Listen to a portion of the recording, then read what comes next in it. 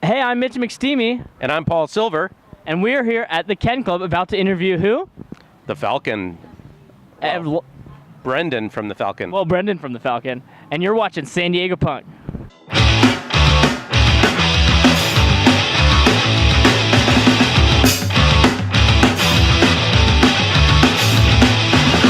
What's going on? This is Mitch McSteamy. I'm here with contest winner Paul Silver and our own Brendan Kelly from the Falcon. Hey, how's it going? Welcome to San Diego. Thanks. This must be Illinois night, as our friend Paul over here was pointing out. We have Screeching Weasel playing. I heard. 88 Fingers Louie is playing. We just interviewed them. They said to say hey, by the way. Showed that Chicago love. We ate at a pizza place. So, first of all, you know, this is rumored to be one of your first shows in the greater Southern California vicinity as the Falcon. Yes, that is very true. It's very true. A few years ago, we came through and we did a few years ago, it was a decade ago, we came through with the Lawrence Arms and we kind of like switched around instruments and kind of covered Falcon songs and called it the Falcon. But this is the first time it's ever been like the actual band on the record touring anywhere. I mean, we've done under 30 shows ever. So it's pretty exciting, you know, and this is like one of the great places to come play. I mean, this place I've never been to before, but it seems awesome. And so, you know, I love San Diego. I like this bar. I think it should be pretty awesome.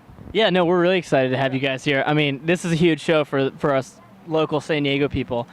So does that mean that you're going to go to our show instead of Screeching Weasel or the 88 Fingers Louie show? I'm here, aren't I? I do have to go back there to interview Sick Waiting because they conked out on an interview, but I have to be jumping through.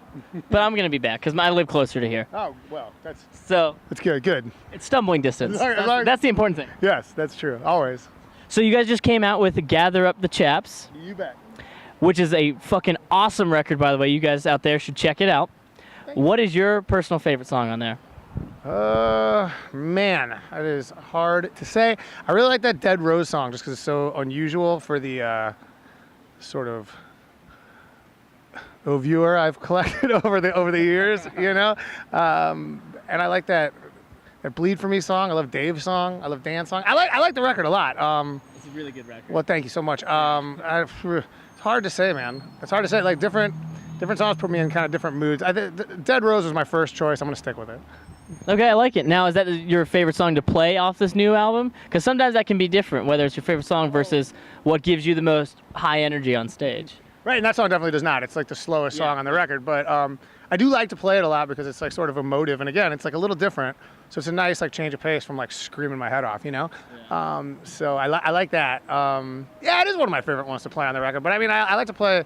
I love to play that Sergio song. It's really fun to play. That Hasselhoff Cheeseburger song is really fun. I mean, you know, sort of as I get older, I try to write with the idea of playing the songs live in mind. So there's only a couple that don't really like hit it live as well as they should, and so the rest of them, I'm pretty stoked to play any of them, you know? Right on. Yeah, for sure. Now, because Paul here has won the contest, yes, he gets the chance to ask you a few questions. So I'm going to turn it over to my buddy Paul here. So, first question I have for you. Yes.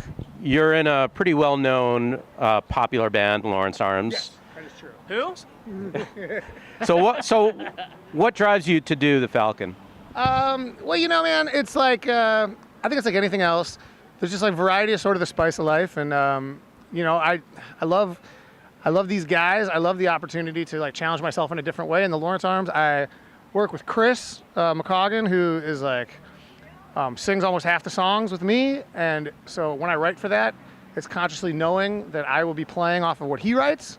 Whereas in the Falcon, I write kind of everything. So it's up to me to like explore my own dynamism within the songs themselves. You know what I mean? So it's a different set of challenges that come up as like a creator of intellectual content, for lack of a better term. I don't want to sit here and like blow smoke up my own ass and call myself like a artist or anything like that. but you know, it's a different dynamic and a different series of challenges. And it's like, you know, as a songwriter, I like to put myself in positions where I have to think about things in a little bit more unusually. That's where the good stuff comes from. You know? Okay. Next question. I'm also from Chicago. Oh, right on. So what Chicago band, other than your own, right, past or present, really gets you going? Oh, man. Well, right off the top of my head, I would say Naked Ray Gun. I grew up listening to Naked Ray Gun. I grew up going to their shows, huge heroes of ours. I mean, Big Black before that, Apocalypse Hoboken, Oblivion, Smoking Popes. I mean, there's just so many great bands that sort of came out of that like early 90s scene that I was lucky enough to be a part of. The Meshuggahs. I mean, there's so many great bands, and like a lot of them really didn't get their due, like, on like a national stage.